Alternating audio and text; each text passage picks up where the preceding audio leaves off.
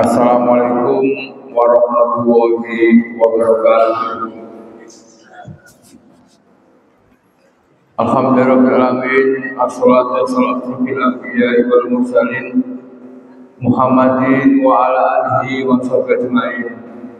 Rabbi shrah li sadri wa yassir li amri wa hlul 'uqdatam min lisani yafqahu qawli.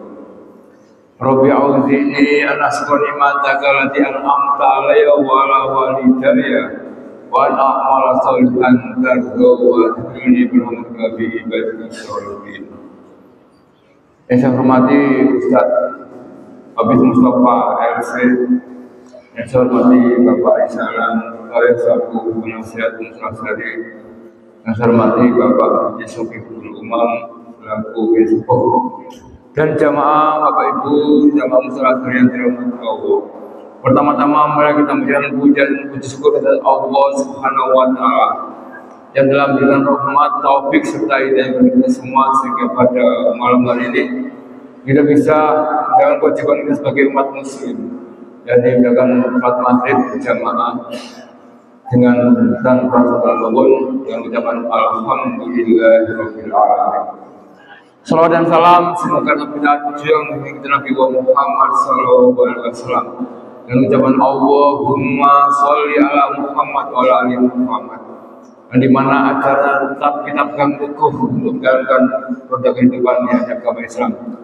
Mudah-mudahan yang salat tadi memberi syafaat kita di yaumul kiamat nanti dan bisa berkumpul dengan beliau Nabi Muhammad di surganya dengan Tuhan kita, amin ya rabbal alamin. Bapak Ibu jamaah pengajian salam Sabtu malam yang dirahmati Allah. Alhamdulillah pada minggu yang ketiga ini pada bulan November, kajian kita di sana Ustaz Habib Mustafa, insya Allah minggu yang keempat Bapak Wahyudi, dan minggu kelima insya Allah Ustaz Ghafur dari Tidban. Mudah-mudahan kita semua diberi sehat walafiat. Bapak Ibu jamaah, pada kesempatan kali ini insya Allah akan temanya seperti meneruskan yang kemarin tentang hari akhir. Setelah hari akhir, setelah ditiupnya sangkakala, apa-apa saja yang setelah itu yang terjadi, mulai hari dibangkitnya yaumul ba'ats, kemudian dikumpulnya yaumul mahsyar, kemudian ditimbang, dihitung dulu yaumul hisab, kemudian ditimbang yaumul mizan, setelah ditimbang kemudian ada yang namanya yaumul sirat, jembatan. Masih belum bisa lagi, nanti ada yaumul pembalasan, yaumul. Nanti semuanya akan dihitung dari yang dilakukan di dunia ini. Mudah-mudahan apa yang disampaikan nanti bisa menambah dan meningkatkan iman kita kepada Allah dan kita semua bisa berkumpul di surga nanti. Amin amin ya rabbal alamin. Bismillahirrahmanirrahim. Assalamualaikum warahmatullahi wabarakatuh.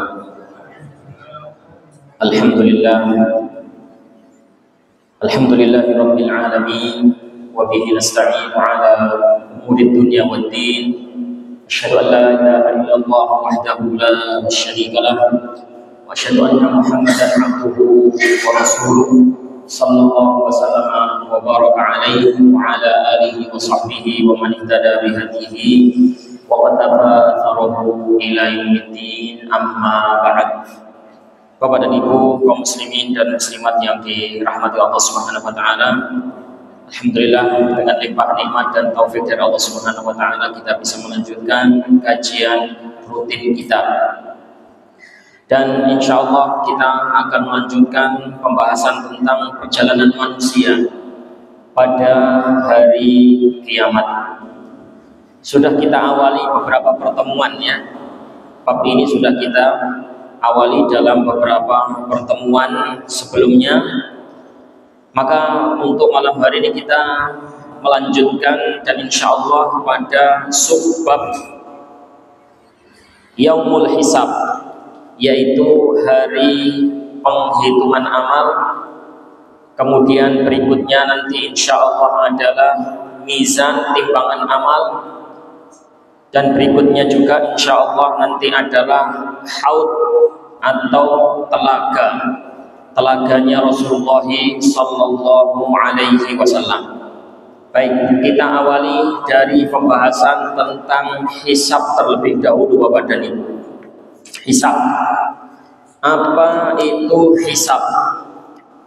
Hisab secara bahasa, Bapak dan Ibu, insya Allah sudah kita kenal semuanya, sudah kita pahami semuanya, yaitu menghitung. Hisab itu artinya adalah menghitung. Ya, adapun yang dimaksud di dalam permasalahan ini, yang dimaksud di sini adalah itla'ullahi ibadahu ala a'malihim yaumal qiyamah wa imba'uhum bima qaddamuhu min khairin wa syarrin. Yang dimaksud hisab itu adalah Allah Subhanahu wa ta'ala menampakkan kepada para hamba semua apa yang telah diperbuat oleh para hamba itu di dunia. Allah tampakkan dan Allah kabarkan, ini loh yang dulu kamu perbuat di dunia. Allah akan kabarkan semuanya, entah perbuatan-perbuatan yang baik maupun perbuatan-perbuatan yang buruk, semuanya akan Allah tunjukkan, Allah kabarkan, Allah paparkan di hadapan hamba. Dan tentunya hamba ini tidak bisa mengelak, Bapak dan Ibu. Hamba ini pasti tidak bisa mengelak, karena apa yang Allah tunjukkan itu benar apa adanya. Allah Subhanahu wa ta'ala tidak mengarang-ngarang. Apa yang ditunjukkan Allah itu adalah persis apa yang kita perbuat, jejak rekam hidup kita, amalan-amalan yang kita torehkan dulu di dunia. Adapun dalil dari Al-Quran maupun dari As-Sunnah, maka banyak sekali. Di antaranya adalah firman Allah Subhanahu wa ta'ala di surat yang sudah sangat kita kenal, surat yang sering kita dengar, surat Al-Ghasyiyah ayat terakhir, inna ilaina iyabahum thumma inna alaina hisabahum. Sesungguhnya kepada kamilah tempat kembali mereka, dan atas kami jugalah hisab atau penghitungan amal mereka. Adapun dari hadis, yaitu sebuah doa hadis yang menunjukkan akan adanya hisab adalah doa Rasulullah Sallallahu Alaihi Wasallam. Salah satu doa Rasulullah Sallallahu Alaihi Wasallam adalah Allahumma hasibni hisaban yasira. Ya Allah, hisablah aku dengan hisab yang mudah ya Allah. Hisablah aku dengan hisab yang mudah. Maka Aisyah radhiyallahu taala anha berkata, wahai Rasulullah, hisab yang mudah itu yang seperti apa? Kata Rasulullah sallallahu alaihi wasallam, an yanzura fi kitabihi fayutajawazu anhu. Hisab yang mudah itu adalah hamba ditunjukkan catatan amalnya. Ini yang dulu kamu perbuat di dunia. Kamu telah berbuat ini, dan ini. Setelah ditunjukkan, fayutajawazu anhu, dimaafkan oleh Allah. Setelah ditunjukkan, dimaafkan oleh Allah Subhanahu wa ta'ala. Dalam hadis riwayat lain, Aisyah juga pernah bertanya. Aisyah radhiyallahu ta'ala anha meriwayatkan bahwasanya Nabi Shallallahu Alaihi Wasallam bersabda, man husiba udzib, siapa yang dihisab pasti diadab. Siapa yang dihisab pasti diadab. Nah, ini kayaknya bertentangan. Ada hisab yang ringan dan itu katanya dimaafkan tadi, tapi di riwayat lain disebutkan siapa yang dihisab pasti diadab. Makanya Aisyah bertanya, ya Rasulullah, bukankah hisab itu ada yang ringan, Berarti bagaimana ya Rasulullah? Semua yang dihisab pasti diazab. Padahal dalam Al-Quran disebutkan ada hisab yang ringan. Kata Rasulullah SAW, innama dzalikal 'ardhu walakin man nuqishal hisab yahlik.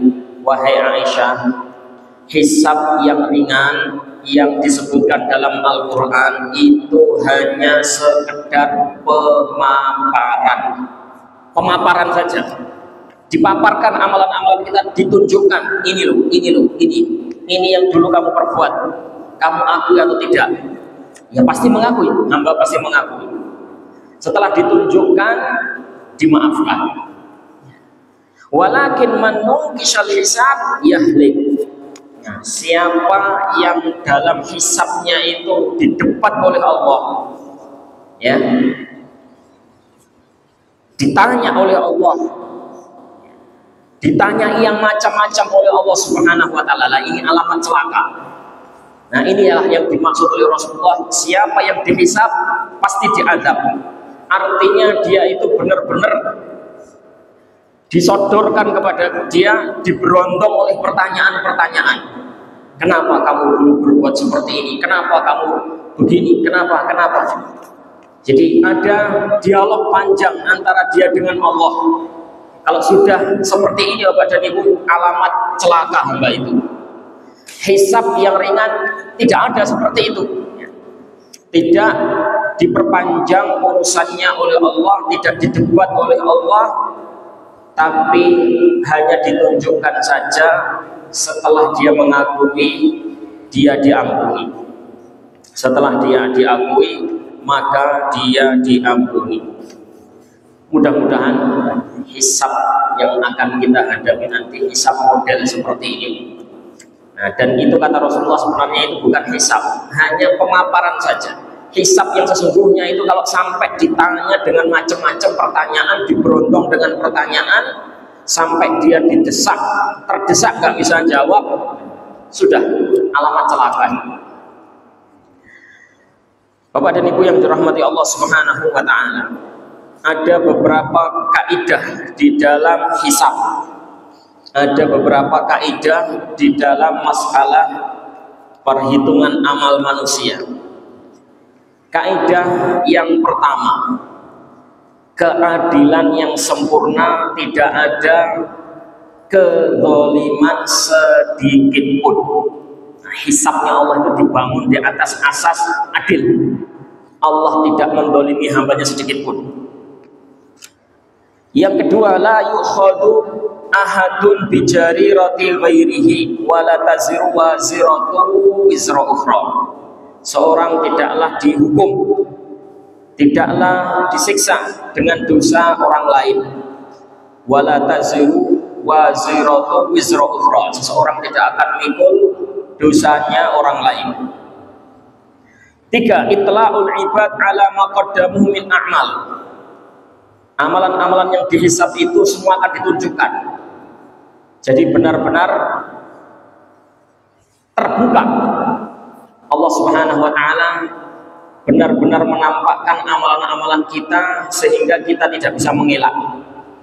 Semuanya ada rekamannya, semuanya ada jejaknya, semuanya ada catatannya, dan itu yang akan ditunjukkan kepada kita.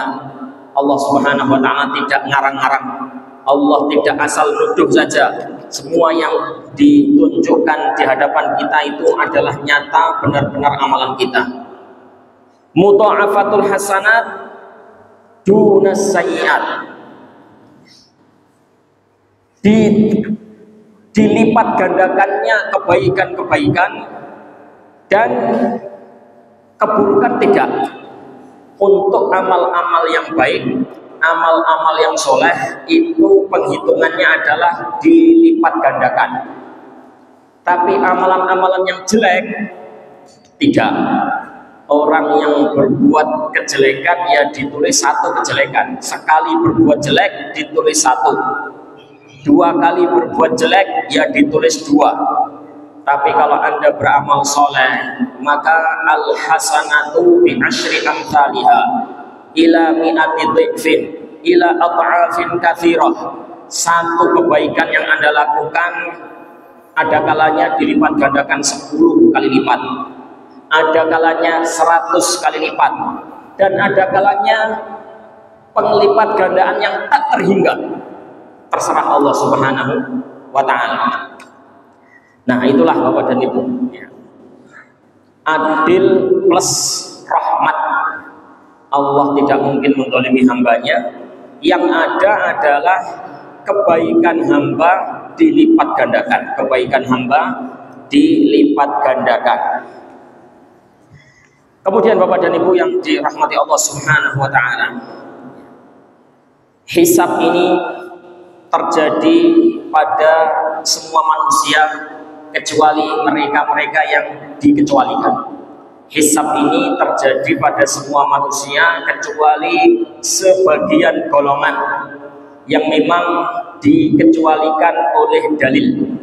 Ya, di dalam Sahih Bukhari dan Muslim disebutkan tentang 70.000 manusia yang mereka itu masuk surga tanpa hisab. Yaitu hadis Ibnu Abbas bahwasannya Rasulullah SAW bersabda, "Uridat alayyal umam, fanadartu fa idza sawadun katsir, qala haula'i ummatuka wa haula'i sab'una alfan quddamuhum la hisab 'alaihim wa la 'adzab." Dihadapkan kepadaku para umat. Jadi umat mulai sejak zaman Nabi Adam sampai hari kiamat, ditunjukkan nanti pada hari kiamat semuanya berkumpul. Panjang hadis ini, tapi dipotong ya. Tiba-tiba saya melihat kelompok manusia yang sangat besar. Kelompok manusia yang sangat besar. Maka malaikat berkata, haula'i ummatuka, hai Muhammad, ini kelompok yang besar ini adalah umatmu. Dan mereka ini, dari kalangan umatmu ini ada 70.000 manusia yang tidak dihisab, tidak juga diadab. Tidak dihisab, tidak juga diadab. Rasulullah bertanya, walima, kenapa? Apa keistimewaan mereka? Apa keutamaan mereka? Kok mereka tidak dihisab, tidak diadab? Kata malaikat, kanu la yaktawun wala yastarqun wala yatatayyarun wa ala rabbihim yatawakkalun. Mereka adalah orang-orang yang dulu ketika di dunia tidak menempuh pengobatan dengan besi panas. Mereka juga tidak meminta ruqyah. Mereka juga tidak bertatayur, melakukan anggapan sial, ya, memiliki keyakinan anggapan sial. Wa ala rabbihim yatawakkalun, dan mereka hanya bertawakal kepada Tuhan mereka. Dan hanya kepada Tuhan mereka lah mereka bertawakal. Nah, ini kelompok manusia ya, 70.000 orang. Sifatnya seperti itu. Ketika di dunia tidak berobat dengan besi panas, tidak minta diruqyah, tidak beranggapan sial, tatayur seperti anggapan yang kita bahas dalam pertemuan sebelumnya. Ya, percaya sama angka sial, percaya sama burung membawa kesialan, itu namanya tatayur. Mereka adalah orang-orang yang tidak bertatayur, tidak beranggapan sial, dan hanya kepada Allah lah mereka bertawakal. Sifatnya seperti itu. Orangnya siapa? Sifatnya seperti itu, tapi orang per orangnya, nama-namanya siapa? Tidak disebut. Rasulullah tidak menyebut nama, tapi menyebut sifat.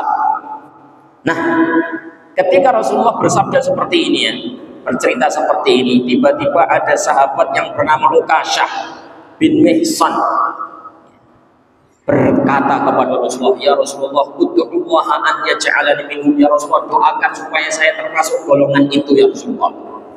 Maka Rasulullah mengatakan, Allahumma ja'alhu minhum, ya Allah, jadikanlah Ukasha termasuk golongan mereka. Jadi dari sini Bapak dan Ibu yang dirahmati Allah Subhanahu wa taala, ini adalah sebuah rekomendasi. Doa sekaligus ini adalah rekomendasi dari Rasulullah SAW tentang Ukasha. Insya Allah Ukasha adalah termasuk sahabat yang tanpa hisab, masuk surga tanpa hisab, tanpa adab. Selain Ukasha, wallahu alam, kita tidak tahu. Ya berdoa saja, mudah-mudahan kita ketut kepada golongan 70.000. Kalau nggak ketut bagaimana Ustaz? Jumlahnya cuma 70.000, cuma sedikit. Kalaupun kita nggak bisa katut ke situ, ya mudah-mudahan masuk golongan lain, yaitu apa tadi? Ada yang tidak dihisab sama sekali, ada yang hisab tapi ringan, hisab tapi ringan. Kalau telah kita nggak masuk 70.000 yang tanpa hisab tadi, mudah-mudahan masuk yang golongan berikutnya dihisab tapi ringan, hisab yasira. Makanya banyak-banyaklah berdoa Bapak dan doa tadi apa yang diajarkan Rasulullah tadi, Allahumma hasibni hisaban yasira. Perbanyaklah doa itu. Ya Allah, hisablah aku ya Allah dengan hisab yang ringan. Baik, Bapak dan Ibu yang dirahmati Allah Subhanahu wa taala. Pertama kali yang akan dihisab dari umat-umat manusia itu adalah umat Nabi kita Muhammad sallallahu alaihi wasallam. Ya, tidak lain adalah kita-kita ini. Rasulullah sallallahu alaihi wasallam bersabda, "Nahnul akhiruna as-sabiquna yaumal qiyamah." Kita ini adalah umat terakhir, tapi kita adalah yang awal pada hari kiamat. Terakhir, umat terakhir tapi paling depan dihisab nanti pada hari kiamat. Al-maqdi bainahum qabla al-khalaiq, yang diadili sebelum makhluk-makhluk yang lainnya, sebelum umat-umat yang lainnya. Gimana Bapak dan Ibu? Enak apa enggak? Hisabnya dijulukan. Senang membuatan umat terakhir tapi hisabnya paling awal. Ya, kita nggak tahu Bapak. Ya kalau hisabnya bagus, hisabnya ringan, ya enak, alhamdulillah. Tapi kalau hisabnya berat, ya ciloko. Makanya kita banyak-banyak berdoa kepada Allah Subhanahu wa taala agar diringankan hisab kita. Adapun perkara yang akan dihisab, perkara ibadah yang akan dihisab pertama kali adalah bab salat. Awwalu ma yuhasabu alaihi al-'abdu as-salat. Pertama kali yang akan dihisab dari amalan-amalan hamba adalah salatnya.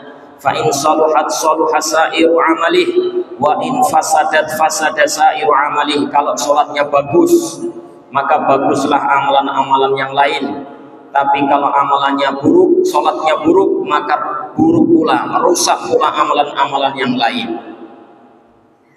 Adapun persengketaan antara manusia, kalau tadi masalah ibadah, yang pertama kali dihisab sholat.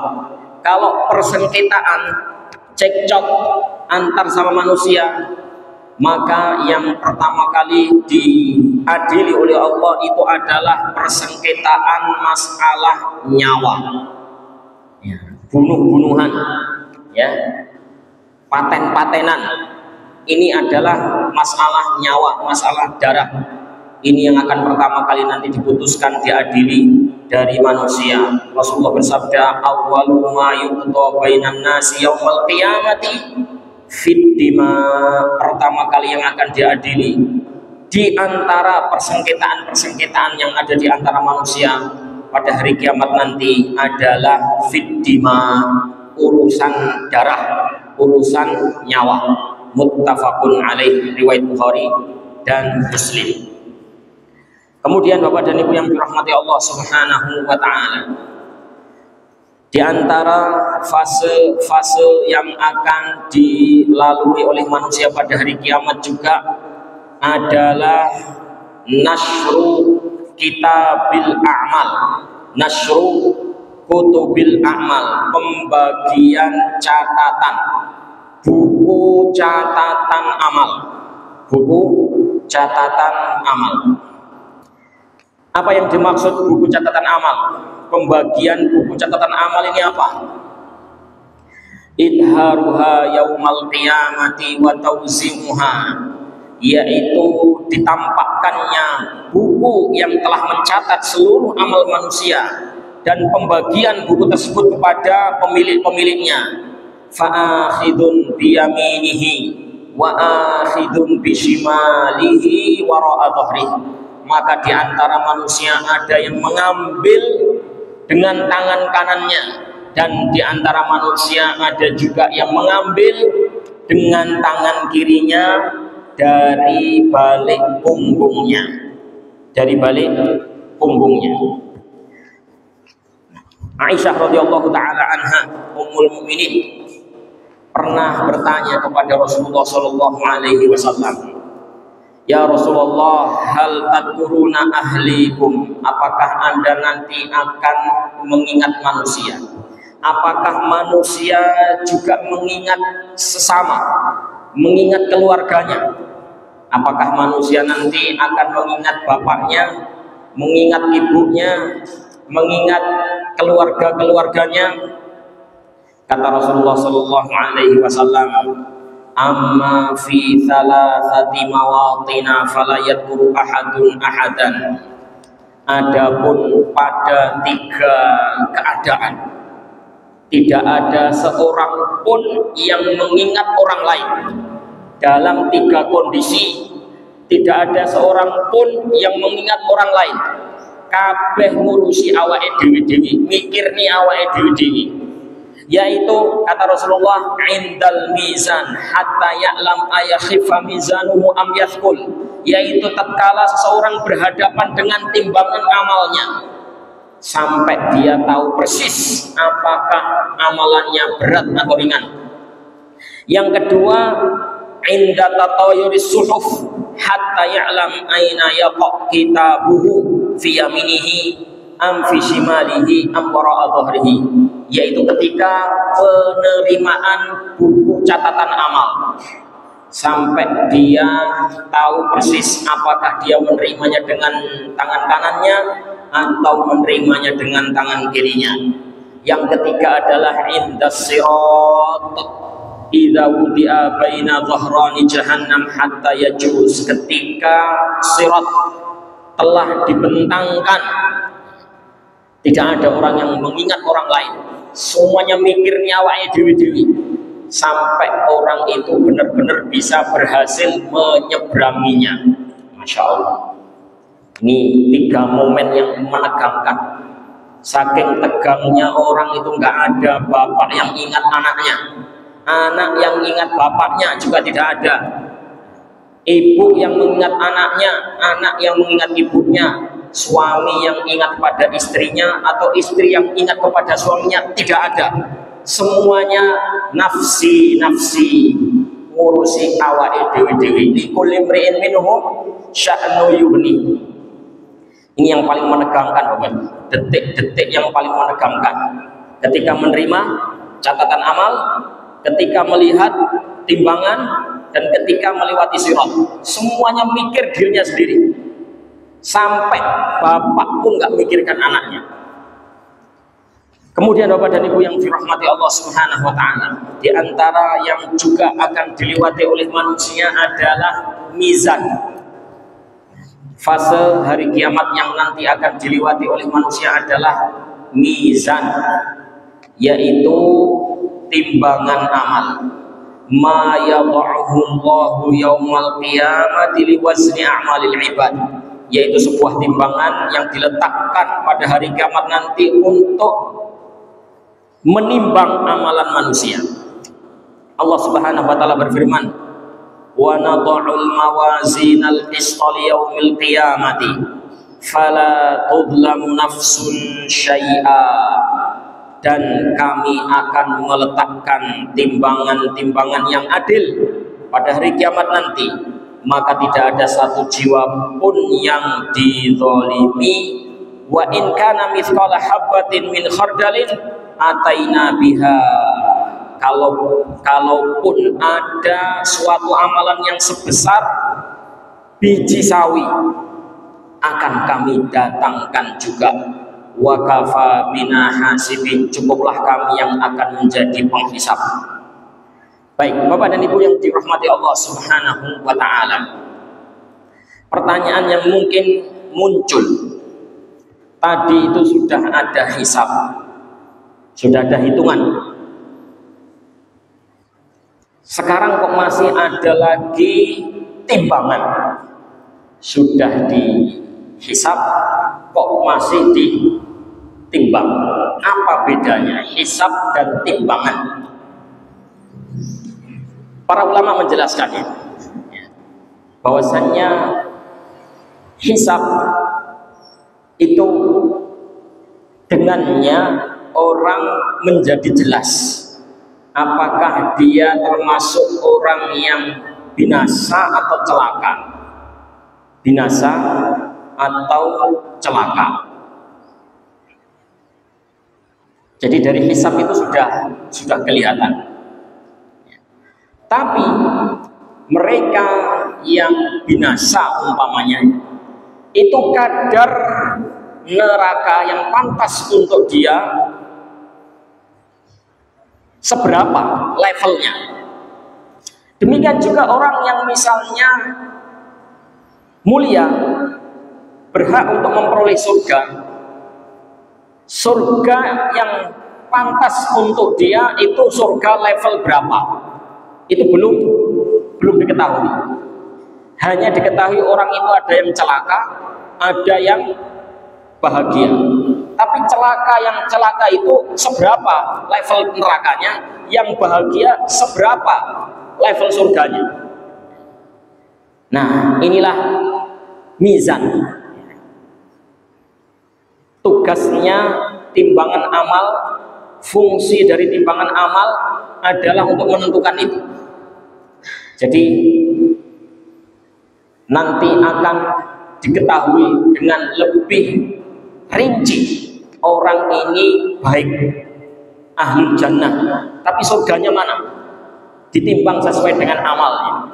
Orang ini buruk, tempatnya neraka, tapi nerakanya pantasnya level berapa? Akan diketahui dari kadar amalannya, berat atau ringannya timbangan dia, seberat apa, seringan apa. Bapak dan Ibu yang dirahmati Allah Subhanahu wa taala.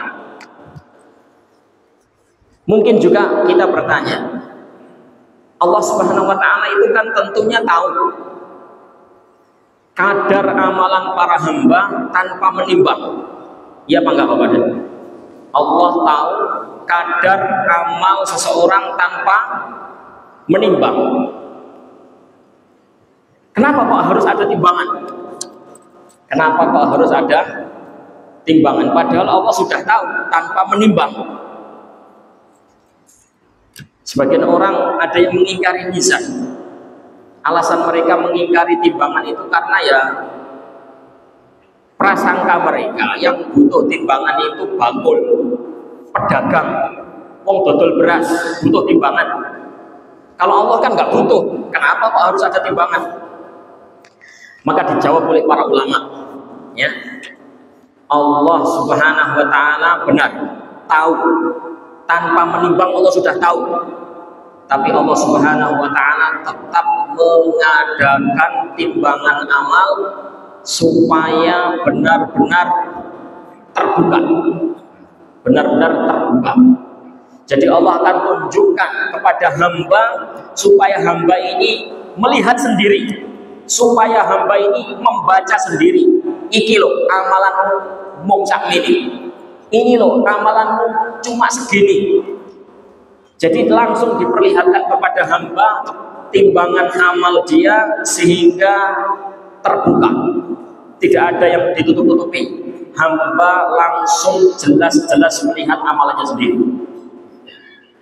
Itu Bapak dan Ibu, yakni penjelasan tentang mizan atau timbangan amal.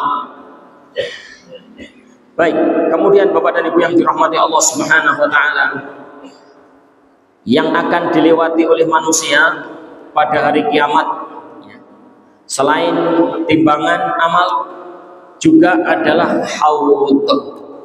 Haud, telaga. Ya. Apa itu haud? Haud secara bahasa adalah mujtama'ul ma', tempat berkumpulnya air, atau dalam bahasa kita telaga. Alhamdulillah kita punya telaga Rambit ya. Punya telaga Rambit, tahu semua ya telaga ya seperti itu ya. Makna telaga seperti itu, tapi jangan dibandingkan telaga dunia dengan telaga akhirat. Telaga akhirat ini adalah telaga miliknya Rasulullah SAW. Dan dalil akan adanya telaga ini terdapat dalam surat yang sudah sangat terkenal, surat yang sering kita baca. Mungkin kalau kita sholat sendirian, ya sholat di rumah barangkali, atau sholat sunnah di rumah, kita biasanya sering baca surat ini. Surat favorit, surat Al-Kautsar. Inna a'tainakal kautsar fasholli li rabbika wanhar inna syani'aka huwal abtar. Sungguh kami telah memberikan kepada engkau wahai Muhammad Al-Kautsar. Al-Kautsar ditafsirkan oleh para ahli tafsir itu maknanya adalah nama sungai di surga. Nah, haud atau telaga itu beda sebenarnya sama Al-Kautsar ini. Kalau Al-Kautsar letaknya di surga, orang menikmatinya setelah masuk surga. Ini belum, haud ini belum. Orang belum melewati sirat, belum masuk surga. Tapi telaga itu ada air yang bersumber dari Al-Kautsar tadi. Jadi dia adalah sebuah telaga yang ada pada hari kiamat dan akan dilewati oleh manusia dalam perjalanan mereka menuju surga. Belum sampai surga, tapi air itu berasal dari surga. Di antara sifat yang disebutkan oleh Rasulullah SAW tentang telaga tersebut adalah dalam sebuah hadis, ini faratukum 'alal haudi, sesungguhnya aku akan menunggu kalian, sesungguhnya aku akan menunggu kalian semuanya di haud. Man marra alayya syariba, siapa yang mampir ke telagaku dia akan minum. Wa man syariba lam yadhma abadan, dan siapa yang minum dari telagaku maka dia tidak akan haus selamanya. La yaridanna alayya aqwamun a'rifuhum wa ya'rifunani, sungguh nanti akan ada segolongan manusia yang akan datang ke telagaku, aku mengenal mereka dan mereka pun mengenal aku. Tsumma yuhalu baini wa bainahum, kemudian mereka dihalangi dariku. Nah, ini salah satu hadis yang menjelaskan tentang telaga. Jadi telaga ini akan didatangi oleh umat Rasulullah. Ini telaganya Rasulullah, tapi yang akan mengambil manfaat kenikmatan dari telaga itu adalah semua umatnya, ya, yaitu mereka akan mampir dan akan minum. Tapi ada yang dikecualikan. Ada beberapa golongan manusia yang tidak bisa mampir.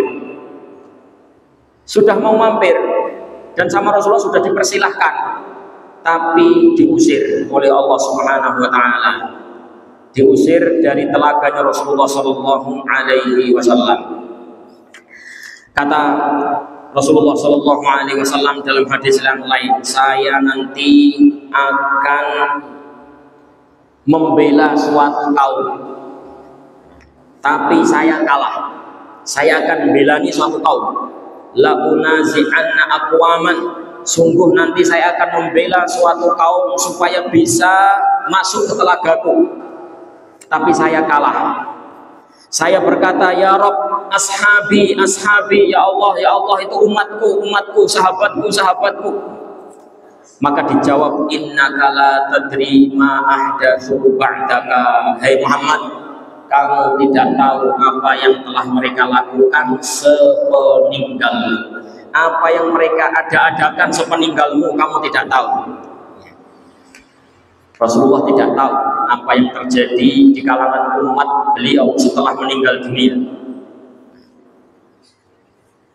Nah, ini sekaligus dalil bahwasanya Rasulullah itu tidak tahu kejadian setelah beliau wafat. Beliau tidak tahu kejadian-kejadian setelah wafat. Tidak seperti yang disangka oleh sebagian golongan bahwasanya Rasulullah SAW itu hadir di majelis-majelis umatnya, menemui sebagian orang-orang dari kalangan umatnya. Bahkan ada yang mengklaim pernah ditemui oleh Rasulullah SAW, bukan mimpi, langsung ketemu, bukan mimpi, ketemu hadap-hadapan langsung. Kita katakan, wong Aisyah saja, istri tercinta, nggak pernah didatangi setelah wafatnya Rasulullah. Fatimah, putri kesayangan beliau, nggak pernah didatangi oleh Rasulullah.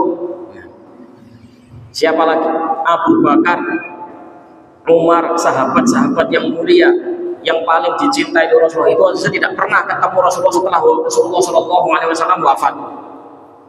Nah, kok ada orang Indonesia yang ditemui zaman sekarang, ketemu pirang perkara.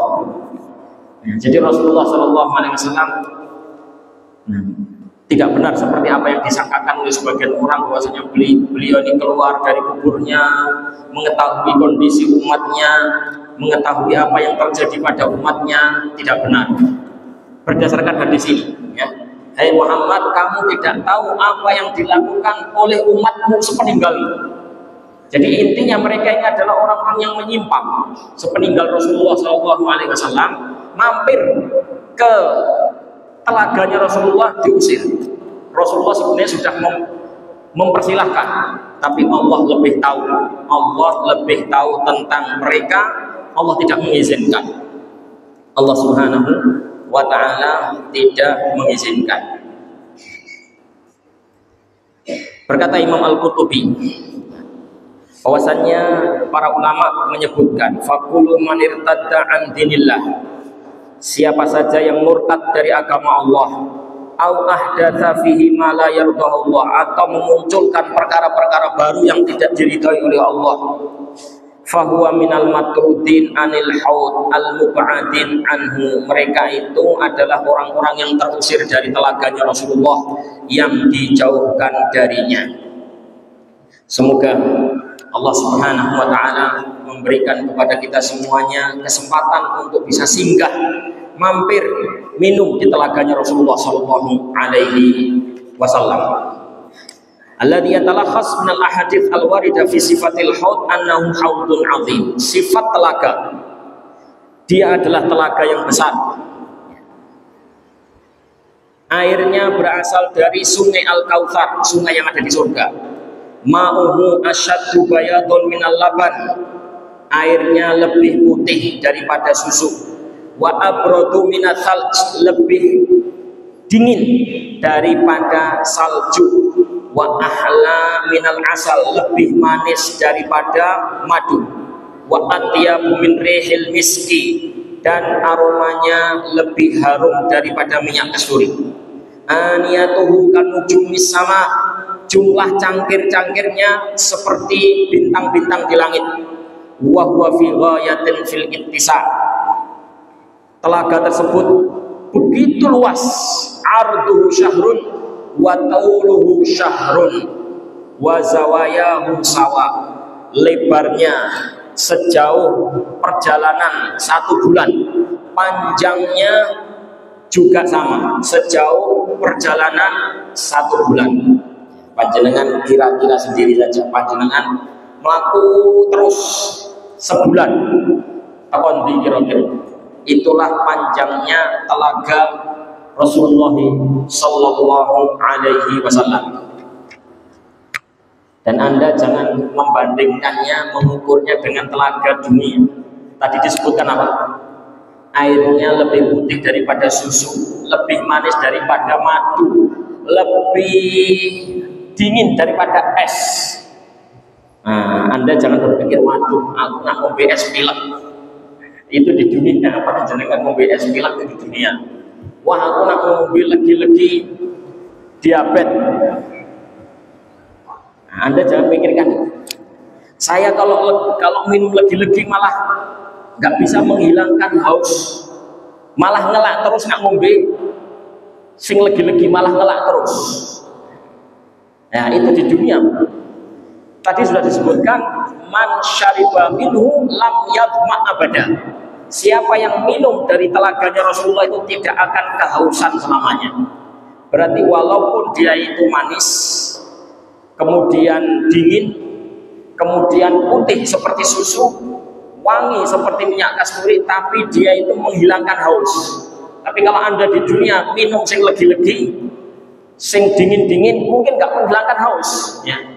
Malah apa? Bekas-bekas manis itu tertinggal terus di mulut sehingga tidak menyelesaikan haus. Tapi telaganya Rasulullah nggak begitu. Telaga Rasulullah, siapa yang minum darinya akan hilang rasa hausnya dan tidak akan dahaga, tidak akan haus untuk selama-lamanya. Baik, Bapak dan Ibu yang dirahmati Allah Subhanahu wa taala, ya, sudah masuk waktu Isya ya.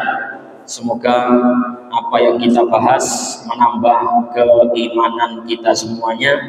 Semoga Allah memudahkan jalan kita untuk bisa menuju hisab yang ringan, menuju timbangan amal yang baik, dan juga bisa mampir ke telaganya Rasulullah Shallallahu Alaihi Wasallam. Amin, amin ya rabbal alamin. Wassallallahu wasallam ala nabiyina Muhammad wa ala alihi wa sahbihi ajma'in. Walhamdulillahi rabbil alamin. Assalamualaikum warahmatullahi wabarakatuh.